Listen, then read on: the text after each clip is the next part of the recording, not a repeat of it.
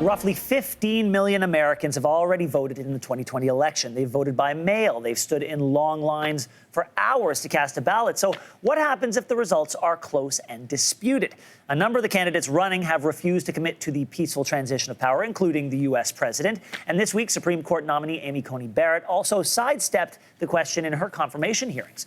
Joining me now with a closer look at the possibilities is Matthew Lebo, political science professor at Western. Professor, thank you so much for being here.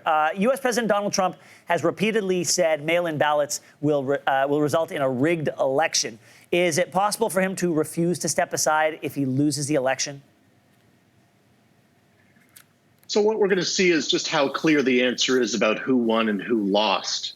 If it's really clear that Joe Biden won the election, then it would be really difficult for Donald Trump to hang on to power, get inaugurated again in January. What's far more likely is it'll just be, two sides arguing about who won, that Donald Trump might claim victory, and then it might be for the courts and for Congress to settle exactly who won. But we're also in uncharted waters, aren't we? Because of how many people are going to be voting in advance polls, how many people are voting by mail, we may not get a result of a complete picture of the election on election night.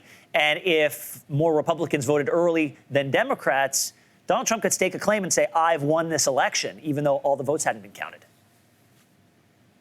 Yeah, that's right. So different states have different schedules, and for some states, all the ballots will be counted by election night. But some, you could put your ballot in the mail on election day, and it may not be counted for several days. And so it might be the case that on election night, a state has a certain result, but that's changing day by day. And you can expect that, if Donald Trump is ahead on election night, he'll declare victory, even as votes are yet to be counted. And over the next few days, if that lead were to narrow or for him to lose that lead, you can expect that he would be screaming that he was being cheated out of that particular state, and that he might be in the courts fighting to stop the counting as his lead dwindled past Election Day.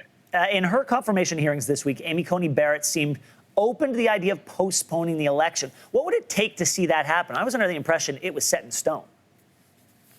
I think it is pretty set in stone. That's just one of hundreds of answers that she did not want to give. But the election, I think, will occur on time, although, it's already occurring now. As you say, millions of people have already voted. That voting should end on Election Day. Well, we're hearing a lot of concern about voter suppression in a number of states, and a federal judge in Georgia has acknowledged there are problems with the ballot marking devices used in that state. Is there any merit to Donald Trump's argument that the election results may be untrustworthy? People have studied for years about voter fraud and really found just very, very few cases, something like 30 cases of illegally cast ballots out of billions cast in the last 2 decades.